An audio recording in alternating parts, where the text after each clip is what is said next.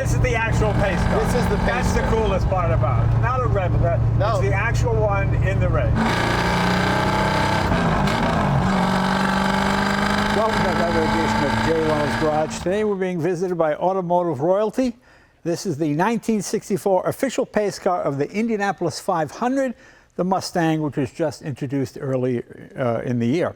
Now, a lot of times you see replicas. This is not the replica. This is the actual car. This is the one I saw go around the track when I was 14 years old, watching it with Chris Economaki on TV in black and white. Oh, it's fantastic, fantastic. So when you have Automotive royalty, you got to have some members of the royal family as well. So we have the executive chairman of Ford Motor Company, Bill Ford. Bill, how are you? When your name is on the building, it's also on the car. It is on the car. Hi, Jay. How are you? Good to see you. I love that too. you're an enthusiast. I see you at the events, whether it's Pebble Beach or the Audrain Museum, and interacting with people and with fans. It's really, really great.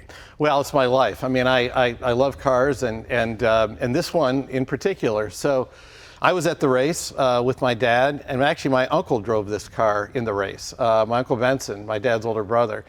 And A.J. Foyt won that year, who's probably my all-time favorite driver. So Right. A lot of things converged for me in this vehicle. Now, A.J. he won the race that year. I He believe. did. Yes, he and did. they gave him the car, but he totaled it, didn't he? Well, we didn't give him this car. There No. there were actually 3 cars prepared for the race. One never made it. It just wasn't ready in time. This was the pace car, and then the sister car was given to AJ, and something bad happened to it. Right. And we think AJ may have had a little accident in it. Oh, okay. So this was car number 241 off the line, is that Yeah. correct? Yes. Interestingly, this car was actually made in the first hour of the first day of Mustang production. So this was, to call it an early car would be an understatement. And actually, they had almost no time to get this car ready because Lee Iacocca decided about a month before Indy that we're going to have the Mustang be the pace car. So panic mode broke out, and they sent these vehicles to Holman Moody, who, as you know, modified a lot of cars. North Carolina. North Carolina, exactly. And they went to work on it, and pretty much everything in this car was modified for Indy because the regular Mustang just couldn't get up to the speeds required, which was 140 miles an hour. That's what you had to do in those days to have a pace car. So Holman Moody worked a lot of magic to make this work. It's hard to express how big it was when it came out. There's so many things going on all the time worldwide. Something's happening here, something else happened. But I remember, if I have this correctly, like a week before the race, Ford Motor Company bought the 9 o'clock spot on every major TV, ABC, NBC, CBS, to introduce the Mustang to the American public. It's the biggest car launch in history. Yeah, it was, and actually, and it also didn't look like anything else on the road. And the car was actually introduced about a month before the race at the World's Fair by my Uncle Henry Ford II. Right. And so there was a lot of hype around this car, and for most people at the race, it was the first time they ever saw a Mustang. Right. Was this car here. Well, your uncle, Henry Ford II, gave me my job back. He did? I worked at Wilmington Ford in Wilmington. I was the lot boy. Yep. It was one of those acres of car places. And every night you had to go out, take all the hubcaps off, and then get a rubber hammer and put them on again every room, because kids would steal hubcaps. So one day I'm carrying a bunch of, and Carl Dorwalker, that was his name, he comes around the corner, used car sale, just bangs into me. And they fall all over the place. He goes, "You're fired." I go, "No, you banged into me. Get out." I was so ashamed. I didn't tell my dad I got fired. I pretended like I went to work to school every day. But I wrote a letter to Henry Ford, and I said, my dad's got a Galaxy, Mom's got a Falcon. I'm going to get a Mustang someday, and it's not fair. I got fired. Blah, blah. I wrote to him and about a half a dozen people on the chairman of the board. I mailed them off. 2 weeks later, Ben Restucci, the owner, calls me and goes, "I don't know who you know in Detroit, but you want your job back." I went, "Oh, well, Hank the Deuce got me my job back." So there you go. That's awesome. I actually didn't know that story. Oh, yeah, the hilarious. I'm so glad you told me that. That's really cool. Yeah, it was really funny. It was really funny. But yeah, this car, prior to this, there had been just a lot of marketing. They didn't do market research. You just sort of released cars. But this was research. Young people wanted, the war was over. Even World War II, you still had enough young guys wanting to get that midlife crisis kind of thing. Right.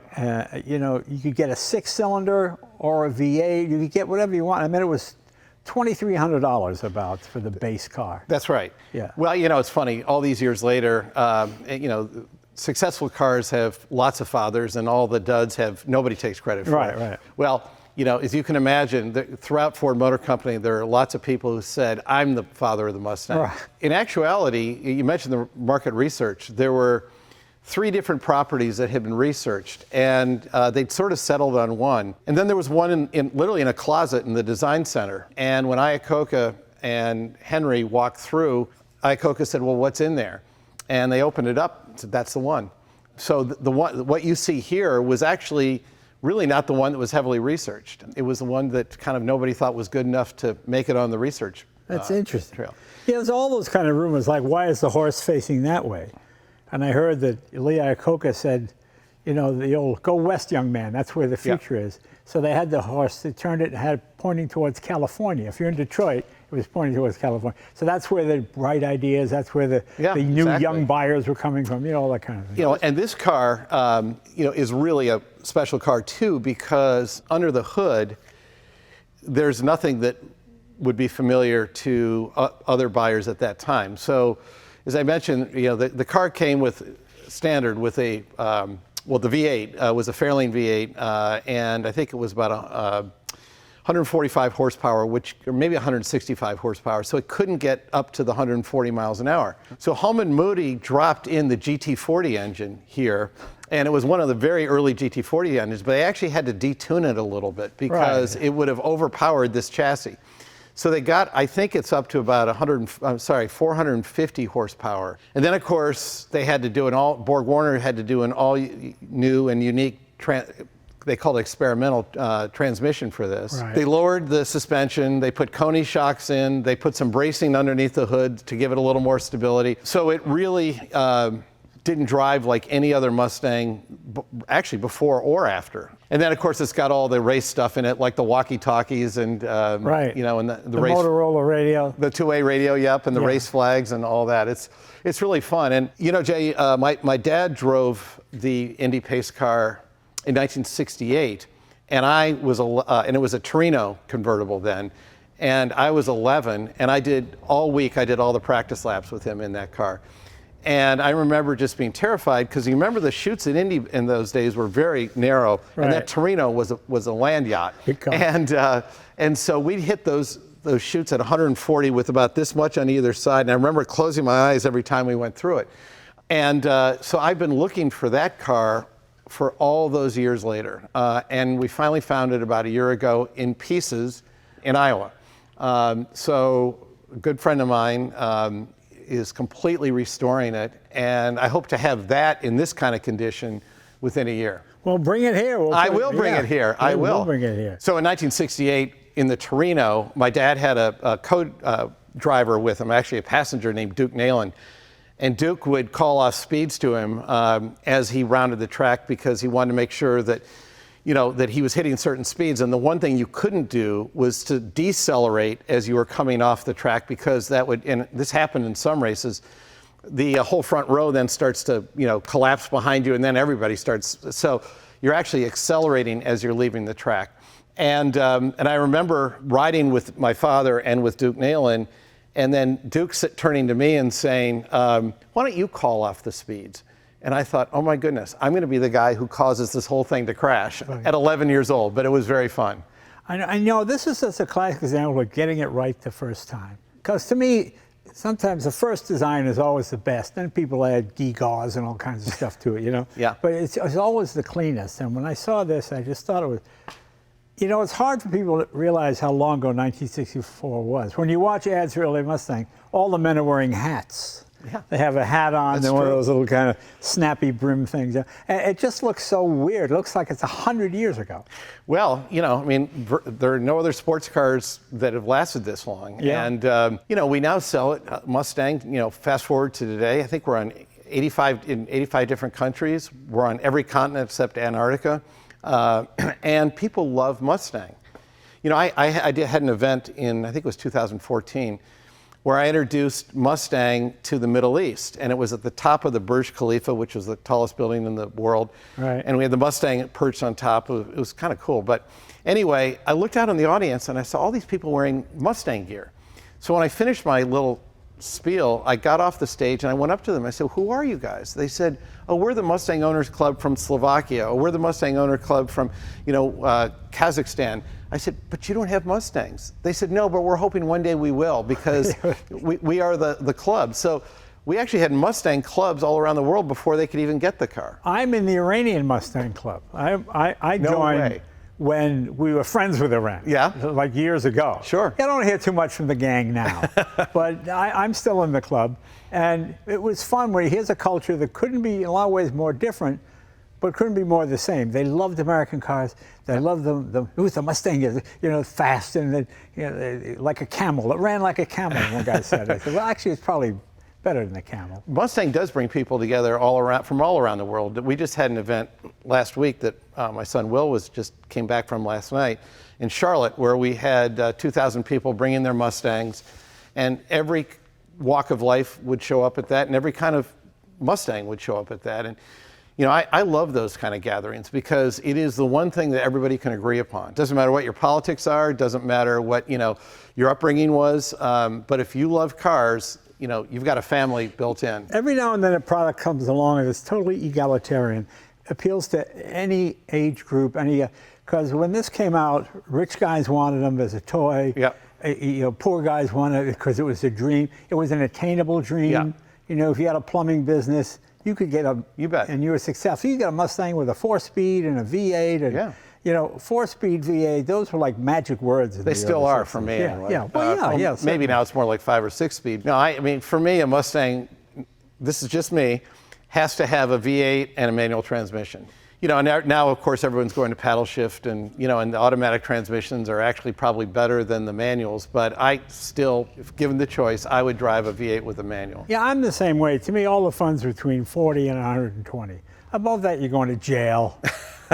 Please. No, that's true. You're being totally irresponsible. But also to your point, Jay, Mustang, and I think this is what makes it so great, is that even today it's attainable, and you can have more fun in this vehicle in a Mustang than you can, I think, anything else. Because you can buy a supercar, but you're afraid to drive it. You're afraid to park it somewhere.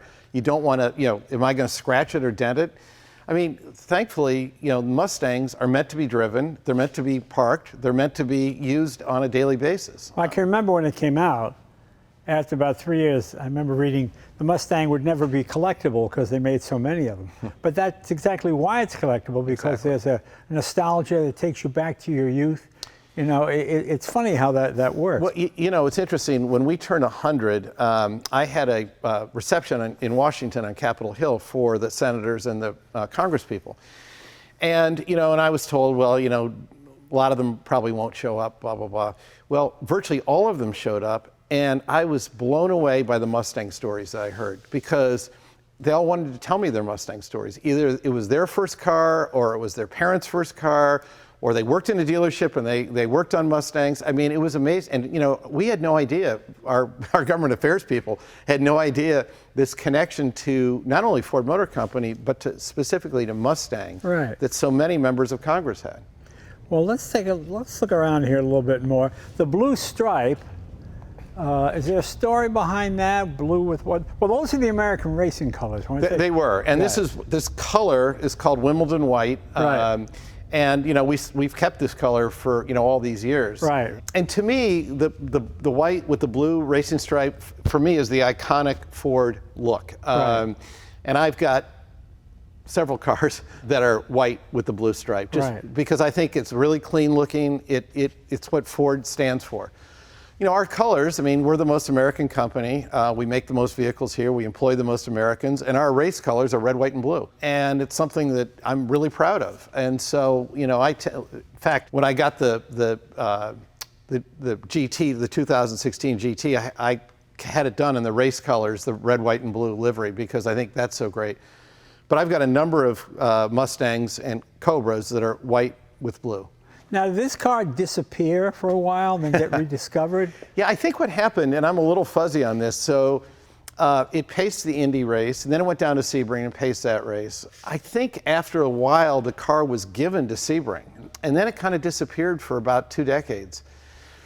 And then it reappeared. I think I'm the 4th owner now. So there were a couple of people in between. Because you think it would have left the track and driven right into the Indy Museum and put on display. You would think so, but you know this better than I do, Jay. There's so many cars that are available out there that you would assume, of course, they're in a museum. You know, the Henry Ford Museum, which I chaired for many years back in Dearborn, there's so many cars I think they should have, but they don't have any more space. And I think that's true of a lot of the great museums, whether it's the Peterson or, right. But yeah, this was just out there, and it was completely restored about 20 years ago, I think. And then a good friend of mine was judging a show, and he called me up and said, I just saw a car you must own. And it was this. And I said, well, tell me about it. And he said, well, for starters, your Uncle Ben drove the car. And as soon as he said that, I said, oh, you mean the '64 Mustang Pace Car? He said, yeah. I said, well, I don't think you really saw the original. He said, no, I just judged the original. Can You're we right, open I the have hood? to have Let's it. take a look. Sure. And that's Thunderbird gold, isn't it? It is Thunderbird gold. Yeah. And it's a GT40 engine, Right. which, as I say, was certainly not part of this whole program. And it's an early GT40 engine. And Holman Moody actually had to detune it. It was too much. Right. But they also put in this bracing because for stability and rigidity for handling. My Falcon had this. I always talk about it. They called it the Monte Carlo bar Yeah. because Ford Falcon did very well in the Monte Carlo Well, race. actually, it's funny you should mention that. A lot of the race modifications that were done on this car came from the Falcon race program. Right. So I don't know if this bar actually came from the Falcon race program, but if it didn't, it was certainly inspired by it. There are forged pistons in here. I mean, it's sort of this whole setup is pretty unique. But as I say, it had to go 140 miles an hour. Yeah. And so, but they had to be careful because if they gave it too much power, the back end was going to break loose Right. like that. And of course, the orange Coney shocks. The orange Coney shocks, that exactly. was sort of jarring. All of a sudden, saw that orange color, you knew you had the high performance shock. Well, yeah, they had to, and they lowered. They actually have special exhaust in here. Although it's interesting, I'm told that on the practice lap, when they were taking this out, they actually removed the muffler because they thought it didn't sound. They wanted the crowd to hear it roar. Right. And so I think on race day, the muffler were not part of it. Well, that's interesting. Yeah. And then, as I say, this is attached to a brand new Borg-Warner transmission, 4-speed, that, so this whole thing was kind of cobbled together. Yeah, I remember when it came out, they were going to build 100,000 Mustangs. Let's see how long it took to sell. Well, they sold 400,000. Yeah. I mean, it was such an unprecedented success. I don't think Ford Motor Company believed it. Well, no, and because, as I said a minute ago, there was nothing like it on the road. And so you really don't know, are people going to love it or hate it, right? Right. And it turns out they loved it, and they wrote songs about it. I mean, it's, and I think it's been in over 5,000 movies, the Mustang has. Right. I mean, so it is really, truly part of Americana. Before this, they built a show car, a 2-seater. It was white with the blue stripe. I forgot, the name just went out of my head. Do you have it? I don't have it, no. I'd like to try. I figured you It had might. a 4-cylinder engine from a German Ford, a Taunus. Right, I the think Taunus, it was. yeah. Right. And they thought, but they learned their lesson because they built the T-Bird in '55, and that sold very well. Outsold Corvette 4 or 5 to 1. But then when they made it a 4-seater, it just went crazy. So Yeah. that's why this came as a 4-seater, not a 2-seater. You're right. I mean, what typically happens, and it's happened all through history on the 2-seaters, first couple of years they sell like crazy. Right. And then once everybody has one, they fall off like this. Right. Whereas the 4-seaters, you obviously can put some children back there and do a few other things too. Right. Good. Nothing in the trunk. That's pretty much Nothing too exciting in the trunk, no. Just standard stuff. But. And as I said, we got the race flag, the original race flags here. And I love the Motorola 2-way radio. Yeah. I mean, I suppose it still works, but there's no one to talk to. Well, So- do you know where that name comes from? I have no idea. Well, the most popular form of entertainment in the 20s and 30s was the Victrola. Sure. So the idea was, here's a Victrola for your motor, for I had your no car. idea. So it became Motorola. That's really interesting. Yeah. Just, I had no idea. That's cool. we have many useless facts. Please come to this website often. Yeah. But shall we take it for a spin? Let's do it. All right, let's do it.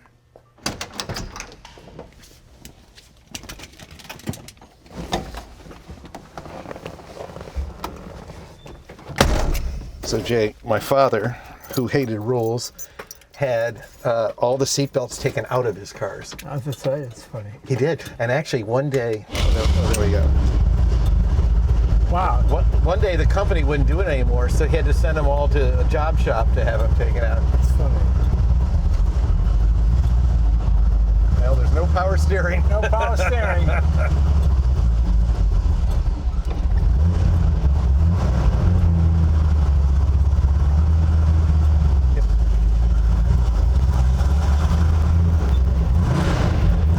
Oh yeah, that's a great motor.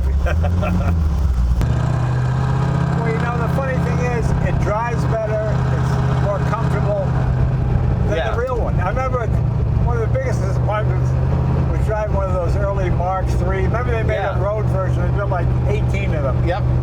Hot, cramped. Oh yeah, those are tough. Little window open like this. Yep, I'm like a dog with my tongue out the window. That just sounds great. Oh, it is. It's a great motor.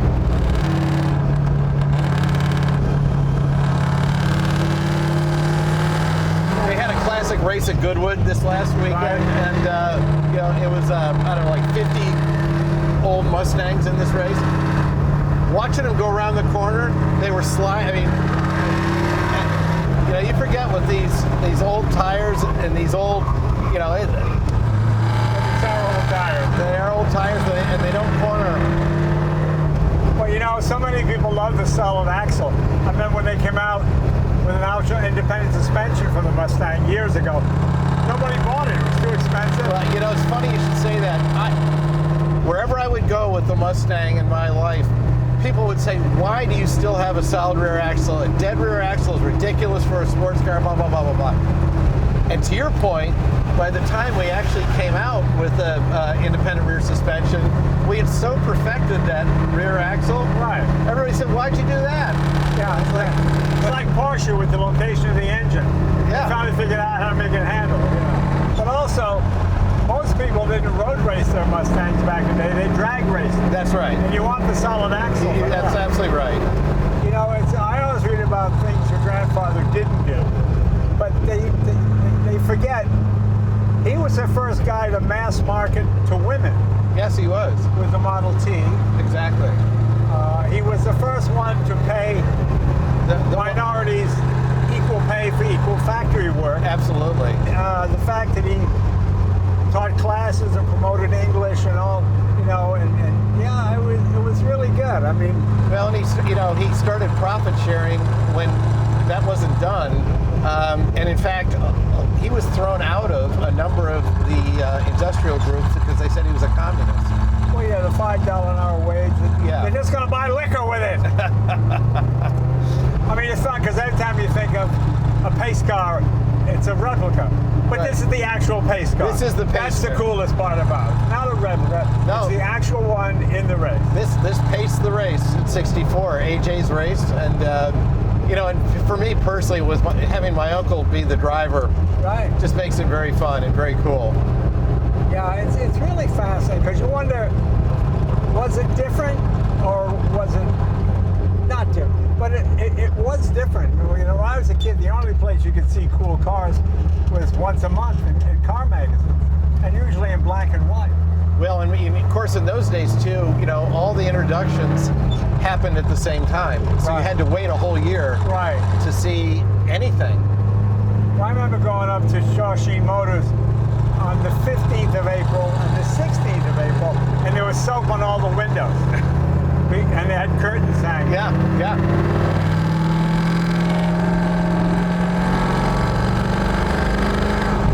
I just love this first year of Mustang. You know, I've got a 64 and a half. Yep, yep. They built, what, 562, I think. Well, you know, it's funny. Weirdly, this thing is registered as a 65. Yeah. Well, they were all registered as 65. I know, but there's nothing. I they say this was the first hour of the first day of production. They called it the 64 and a half. 64 and a half, And exactly. then after some, when you look at these early cars, they have a lot of Falcon equipment.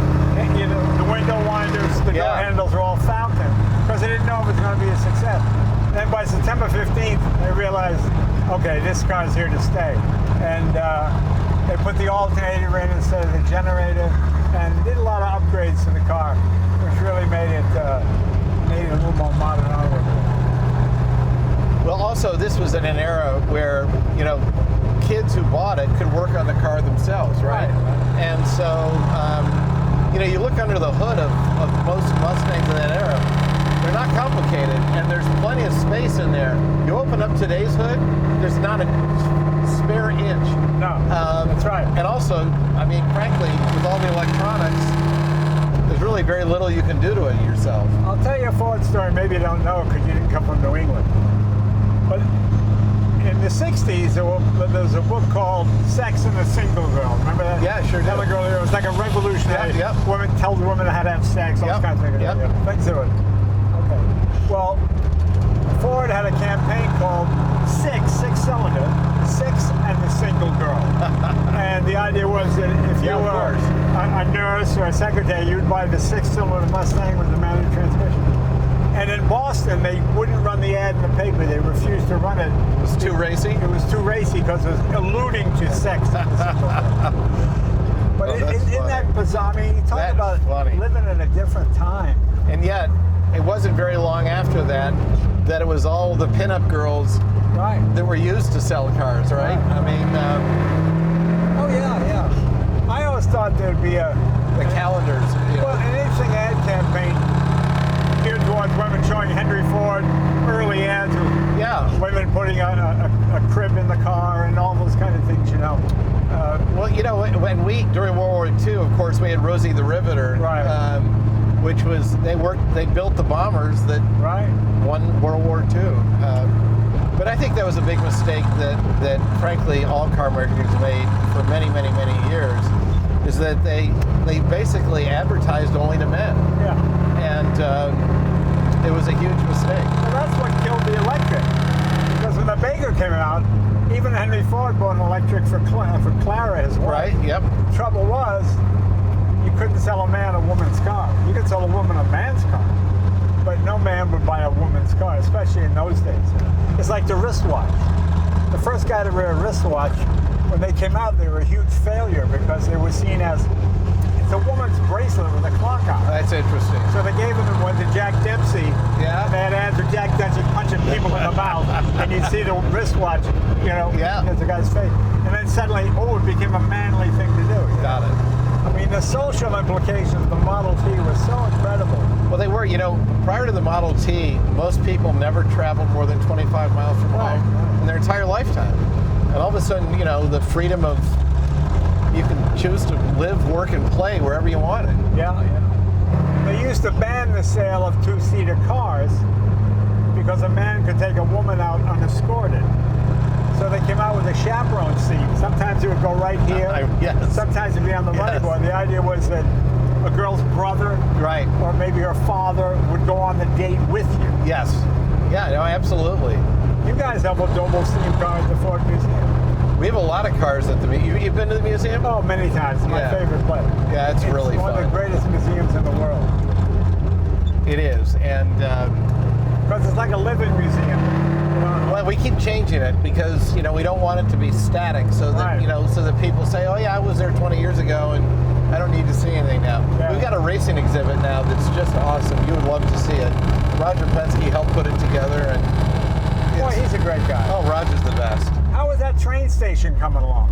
It is the most remarkable building. It was always the visual in the last 50 years when there was a story about the decay of Detroit. They showed this wrecked train station. So I said to myself, I'm going to buy that thing one day, and we're going to fix it up, and we're going to make it the coolest building, not just in Detroit, but in America. People are going to be so blown away when they see it on June 6th. And but what's really interesting is it's not just going to be a trip down memory lane. It's where the future of transportation is going to be invented. So we've got next door, I bought that building too, which was so bad it had trees growing out of it. Right, right. And now it's open. We've got 92 startup companies working on future of mobility. We have 20 venture capital firms in there. And into the train station itself, you're going to have Ford and Google and a lot of big tech companies working with these small companies. And we also own the airspace. The FAA is giving us the airspace, so we can do like drone to F-150 connections for search and rescue or for delivery. It's going to be very, very cool. I can't wait. I can't wait to show it to you when you're. You know, it's funny because people always laugh when I say, you know, Detroit was called the Paris of the Midwest. They're right. I go, no, really, it was. And they show them pictures from 1922, right?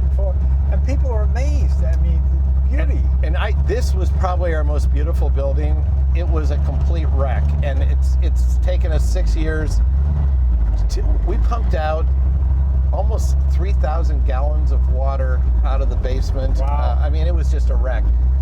But you know, I'm glad to a certain extent that when Detroit went downhill, all the old architecture wasn't. It wasn't worth tearing it down. That's exactly right. You know, I love the fact that you don't have. I like New York, but these canyons where there's no sunlight. No, I agree. Big giant. I mean, in fact, you have 2, 3, 4-story. That's enough. Yep. Buildings, you know. Yep. I love the fact you can go downtown to King's Bookstore. I can find books. It's so funny, you know King's Bookstore. Oh yeah, I live there when I'm in Detroit. Oh, because that's really interesting. You find books that were brand new in 1907, 8, 9. Yep. That they haven't sold yet. That's true. You know, that's true. And it's fun to buy them and look through them. And I agree completely. Oh, that's very fun. you know, Well, I can't wait to show you next time you're in town. All right, now I've got 2 things to show you. I've got my garage and the train station. well, let's do it. That'd be really fun. And you've got some things to show me too, because when you get that new car, let's bring it by the garage. Well, I will. I'll bring that's the 68 Pace Car Torino. I'll bring that in. Yeah, that would be fun. There's a guy who is founded for me and is restoring a guy who lives in Wisconsin named Colin Comer, and Colin just a car guy through and through, and he was the guy who found this car. He was judging at the show. He's also the guy. He and a guy. Do you know Kevin Marty? The Monty Report. Yeah. So Kevin's been looking for that Torino for me for many, many, many years. Kevin found it in Iowa in pieces, and he said, "Well, I found the car, but you sure you want it?" And I said, "Yes." He said, "Well, you're going to have a heck of a restoration." And I said, "It's okay. I don't mind." And we have all the old photos, so we could really match it to what it really was. You know, a lot of those old, particularly the late '60s, you know, those old muscle cars. Yeah. They've been so chopped up over the, and I know. it's hard to find a really clean one. I remember years ago I was looking for a Shelby GT350, and I found one. The guy wanted $600 for it, and I said, "Yeah, it's got some body. I'm not paying $600." Next time I went back to buy it, it was $60. Really? Oh yeah. So whenever I see it, I go, "That's it. I'm getting it right now." Well, I wish my old boss Ben Restuccia at Wilmington Ford was still around. I could tell him, "Yeah, I had Bill Ford in the actual pace car." You know, I used to work for a guy at Ford whose name was Rusty Restuccia. Yeah. Yeah. That was one of Ben's sons. That's interesting. Isn't that funny? Yes. Yeah, I worked for Rusty in the sales group for a while. Yeah. Oh my goodness. You mentioned the GT350. So when Ford came out with the new version of it that stopped in 2020, I knew we were coming out with a GT500, so I didn't get the GT350. Right. And then I started to drive it, and I thought, my God, I love this car. It's so well balanced. Right. So instead of getting serial number 1, I got serial number last. I got the last car. And because I really underestimated that car. Well, Bill, I can't thank you enough for bringing this real piece of American racing history and American corporate success history and the American auto industry all in one. I mean, it's probably one of the greatest stories, right up there with the Model T in terms of its success. Well, Jay, the only thing we're missing is having you drive this at Indy. But yeah, You know, maybe that's something we should work towards. I would love to do that. I've driven the pace car before in Indy. And of course, our old friend Roger now owns Indy. That's right. Let's call Roger. Exactly. Roger, I'll see you at next year's Indy. Bill, thank you very much. Thank you, Jay. This has really been fun. Thank you. Really been a great time. See you guys next week.